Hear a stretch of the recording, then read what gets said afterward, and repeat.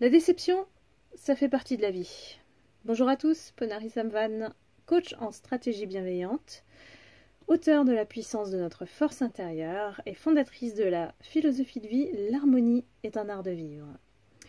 Aujourd'hui, je voulais vous parler de ce sujet commun qui fait partie de la vie. La déception, c'est un ami ou un ennemi selon notre perception des choses. Et je voulais juste pouvoir évoquer ce sujet et vous aider à simplifier la vie. Comment traverser cette épreuve, ce tumulte intérieur d'émotions un petit peu négatives qui nous traversent au moment où on le vit. Et puis comprendre certaines clés pour se sortir de tout ça. Donc le premier point pour moi à retenir et qui est essentiel, c'est que l'autre est fondamentalement différent de soi. Et tant qu'on n'a pas intégré ce concept de effectivement, on est deux personnes un petit peu étrangères et inconnues, donc ne pas avoir peur d'aller de l'avant, d'aller chercher à comprendre l'autre. Ça nous évite effectivement d'aller vers cette déception qui nous arrive comme un coup fatal et on se dit ah bah oui mais bon si j'avais su. Voilà. Je vais vous donner un exemple, c'est comme si on avait deux personnes qui parlaient deux langues différentes. Par exemple un français et un anglais pour être simple. Comment ils font pour communiquer finalement, pour s'entendre, pour justement avancer ensemble. En fait, ils construisent des ponts. Et le pont, ça peut être une communication. Alors, il y en a un qui soit apprend l'anglais ou apprend le français. Et puis, on arrive à un chemin assez constructif, dans le sens où on va faire un effort chacun de notre côté pour pouvoir construire, pour pouvoir s'entendre. Et ça évite beaucoup de déceptions de ne pas se projeter à travers notre propre prisme, c'est-à-dire notre personnalité qu'on va projeter sur l'autre, c'est-à-dire qu'elle va réagir comme nous, normalement, on réagit. Ça, c'est un leurre. De croire que si on est intègre, la personne en face, elle l'est forcément, puisqu'on a fondamentalement des valeurs différentes, un vécu différent, des personnalités différentes, des caractères différents. Tous ces facteurs-là, on ne peut rien prévoir à l'avance. Donc autant ne pas avoir d'attente, et ça c'est mon point numéro 2. Lorsque les personnes ont trop d'attentes, c'est justement parce qu'elles se sont projetées et qu'elles n'ont pas fait l'effort d'aller connaître l'autre.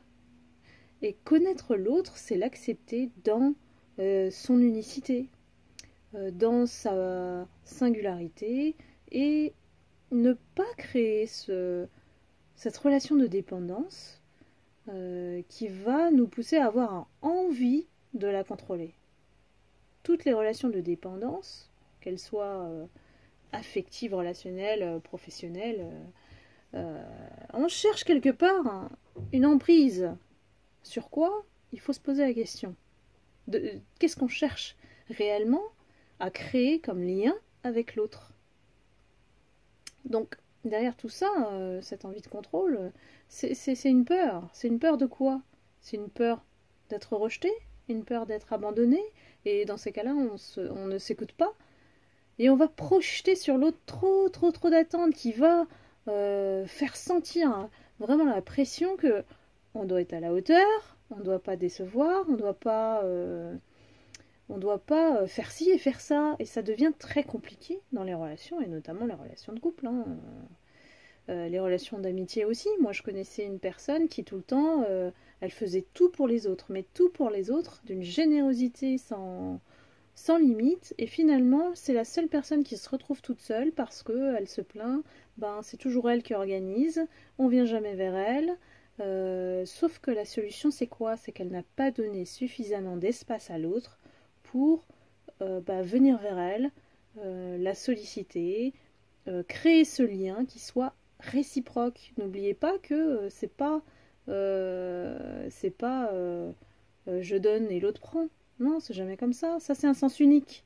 Donc, c'est donnant-donnant dans tous les domaines de la vie. Et si vous intégrez ça en vous, vous allez ne plus fonctionner de la même manière. Vous allez avoir une perception différente et vous écoutez vous-même.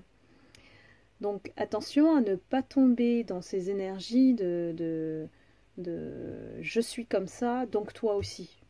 Voilà. Demandez toujours l'avis, soyez plutôt dans l'invitation. Je te suggère de, je t'invite à. Voilà, il y a un certain vocable qui, justement, ne met pas la personne sous pression. Donc ça s'apprend. Et le troisième point, je dirais que face à la déception, le point essentiel, c'est de lâcher prise. Pourquoi? Il faut comprendre que le lâcher prise, c'est une situation dans laquelle notre intellect nous met face à une situation impuissante. C'est-à-dire qu'on n'a pas de solution. On n'a pas de solution. Et quand on n'a pas de solution, on tourne en rond. On tourne en rond avec quoi? Avec notre mental, notre intellect. Donc, là où il faut comprendre par le lâcher prise, c'est qu'il faut abandonner quelque chose. Abandonner quelque chose. Donc, se poser la question, qu'est-ce qu'on doit abandonner là-dedans? Qu'est-ce que j'ai... La culpabilité, tout ça, l'indécision, se mettre des barrières, ce ne sont que des excuses pour ne pas trancher, pour ne pas avancer, ne pas aller de l'avant. Parce que le lâcher-prise, ça vous demande à aller de l'avant, mais de faire un truc surhumain qui, pour les gens hyper rigides, n'arrive pas à cette souplesse d'esprit de lâcher ce mental et finalement de prendre la décision, ben voilà, quoi que je fasse de toute façon, la situation ne changera pas. Donc autant que je continue ma vie ou que cette personne, même si elle m'a fait beaucoup de mal, elle m'a blessée, ben je vais me pardonner parce que voilà, je me suis trompée, tout simplement. Voilà. Et ce n'est pas un leurre de se tromper, c'est pas grave. C'est pas grave. Ce sont les choses de la vie, notamment plus on est entouré, plus on va être entouré de cette jalousie, de gens négatifs, surtout quand on est quelqu'un de bien, quoi. Quand on est des bonnes personnes, on va attirer aussi les mauvaises. C'est un peu l'effet de l'attraction inverse. Parce que les gens qui sont à un niveau d'énergie basse, quand je dis énergie basse, ce sont des gens négatifs, ils vont vouloir vous imiter, ils vont vouloir être comme vous. Après, il y a certains levels qui vont vous indiquer est-ce qu'elle est nuisible ou pas. Voilà. Et c'est à vous, c'est à vous de percevoir, d'observer, de détecter, d'écouter votre intuition. Cette petite voix du cœur qui va vous dire, voilà, oh là là, je sens qu'elle va me faire un coup quand même, je sens qu'il y a quelque chose de louche dans cette personne, malgré son sourire.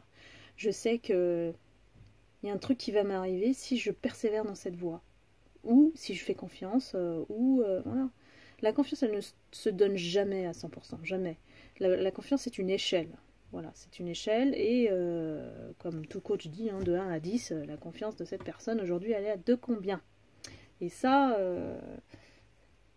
moi, j'ai toujours flairé les choses selon le comportement. Voilà, moi, ce que je regarde, c'est le comportement. Ni les mots, ni les actions, c'est le comportement. C'est ce qui détecte le plus ce qu'on dit, les schémas. Hein, les schémas dans lesquels on s'enferme et les fonctionnements de mode de pensée qui nous amènent à mieux connaître l'autre. Donc là, moi, je me mets moins en danger parce que je détecte, voire très vite, si je peux faire confiance ou pas à une personne. Et la confiance, elle est graduelle. Donc, pour éviter la déception, ne la donnez pas à 100%, voire 2000%, et après, vous revenez, et bien, ah oui, ben, elle m'a dépouillé. Ou elle m'a manipulé. Je dis bien la personne, hein, je dis pas elle, que ça soit un homme ou une femme. Hein. Donc, et la déception, ça sert effectivement d'expérience. C'est un levier. Donc si vous ne l'actionnez pas, vous ne retenez pas vos erreurs, mais ça sert aussi à identifier les attentes et à constater l'écart entre cette attente et la réalité. Donc ça veut dire que parfois, vous avez du mal, ou on a du mal en tant qu'être humain, d'accepter la réalité telle qu'elle est, de manière objective. Par exemple, si un homme ne vous appelle pas, c'est qu'il n'est pas intéressé. Si un homme ne vous donne rien, ne construisez pas avec. Voilà, il y a beaucoup de femmes que j'ai coachées qui, malgré ces alertes et ces signaux vraiment de feu rouge, hein, elles y sont allées quand même et elles ont épuisé leur énergie parce que ce sont des femmes qui donnent et qui ont été attirées par des hommes égoïstes. Donc ils ont bien profité d'elles. Et ça peut être aussi dans le sens inverse, c'est-à-dire une femme manipulatrice qui va toujours constamment essayer de séduire et maintenir un intérêt pour obtenir quelque chose qui n'est pas du cœur, évidemment. Et puis aussi, il faut savoir ce que nous ressentons et pensons à l'intérieur de nous-mêmes. C'est-à-dire que nous, on est vraiment notre propre indicateur, donc on ne va pas aller dans des voies qui ne nous correspondent pas. Et ça, il faut l'intégrer. Hein. C'est-à-dire qu'il faut accepter que nous sommes la personne qui peut que mettre des limites à ce qui ne nous correspond pas. Il ne faut pas attendre des autres que ça découle ou que vous mettez votre pouvoir, et quand je dis pouvoir, c'est votre main. Vous ne la donnez pas à l'autre. Vous la gardez. C'est toujours vous qui l'avez. C'est pas une vie qu'on subit, c'est une vie qu'on crée. Et c'est ça la différence. Quand on garde son pouvoir, on crée son destin, on crée sa vie. On ne laisse pas les gens entrer si on sait pertinemment qu'ils vont nous faire du mal. Et même s'ils en font, on va rebondir quand même. On va se dire, ben voilà, c'était une expérience que je devais vivre de toute façon. Et il y a quelque chose que je dois comprendre en moi, et peut-être à changer, qui doit être actionné, ou modifié, ou rectifié dans mon comportement. Voilà. Parce qu'on n'est pas les autres, c'est pas toujours la faute des autres. On est à peu près 50-50 là-dessus. C'est-à-dire que la faute, elle est dans les deux camps. Donc il faut savoir aussi se remettre en question. À cela, j'ajouterais d'abandonner notre peur d'échouer. Pourquoi ? Parce que c'est important d'agir pour dépasser la situation. Si on reste focus sur la déception, on va garder une énergie basse. On va descendre, et on va plus pouvoir remonter. C'est beaucoup plus facile de descendre que de remonter. C'est vraiment un chemin beaucoup plus sinueux, plus difficile de remonter. Mais par contre, quand vous êtes en haut, voilà, vous n'avez plus envie de redescendre. C'est ça que je veux vous dire. N'allez pas ne choisissez pas cet axe où on va dans l'ombre. On va choisir plutôt la lumière. On va monter. On va se dire, bon bah, voilà. C'est une personne qui est de passage sur ma vie. Ma vie, elle peut être très très longue. Je vais pas perdre espoir hein, de rencontrer des gens bien qui vont résonner avec moi, avec mes fondamentaux, mes valeurs, mon intégrité. Voilà. Les bonnes personnes existent, évidemment. Ne perdez pas espoir là-dessus. Hein. Ce n'est que passager. Toute épreuve de la vie, s'il vous plaît, ne dramatisez pas, ce n'est que passager. Et donc, comment on abandonne notre peur d'échouer ? On agit. Et on y fait face. Voilà. Il faut assumer que, voilà, les conséquences d'une déception, d'avoir fait confiance à quelqu'un, ça peut générer des résultats autres qu'on espérait au départ. Mais parfois, il faut accepter l'autre aussi tel qu'il est. Que nous avons tous des failles, qu'on peut se tromper, on peut faire des erreurs. Et le seul moyen d'avancer, c'est quelque part de pardonner. Et pardonner, c'est pas pour l'autre, c'est pardonner pour soi. Pardonner pour soi pour ne plus avoir ce type de miettes qu'on laisse dans l'air et qu'on propage en tant qu'énergie négative en nous-mêmes. Je l'ai toujours dit, c'est soyez amour envers vous-même, soyez bienveillant et si vous faites des erreurs, ben C'est pas grave si vous êtes trompé sur une personne. C'est pas grave, il y en aura d'autres. Il y en aura d'autres. Ça ne s'arrête pas, les déceptions. C'est pas un truc... vous en sortez une fois, vous n'allez plus être déçu. Non, ça fait partie de la vie. Donc, intégrez-le. Et puis, acceptez que, bon, on ne peut pas tout le temps avoir tout ce qu'on veut. On ne peut pas réussir comme on veut. Parfois, la vie, elle nous met un rythme différent parce que, justement, on n'est pas prêt ou parce qu'on doit apprendre cette leçon pour rebondir, pour nous transformer de l'intérieur. Et c'est là que je vous invite à aller sur mon site www.ponarisamvan.fr pour vous inscrire dès aujourd'hui à mon programme des 6 étapes de transformation intérieure et comprendre ces cycles de vie qui nous permet effectivement d'être la meilleure version de nous-mêmes. Et quelque part, si on a une épreuve à vivre, c'est justement pour franchir des paliers en termes d'élévation de conscience. N'oubliez pas de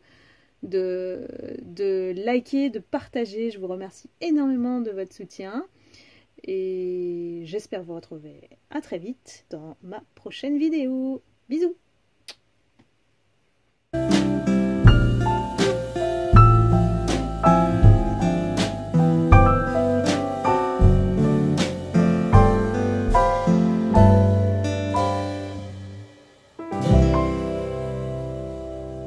Yeah.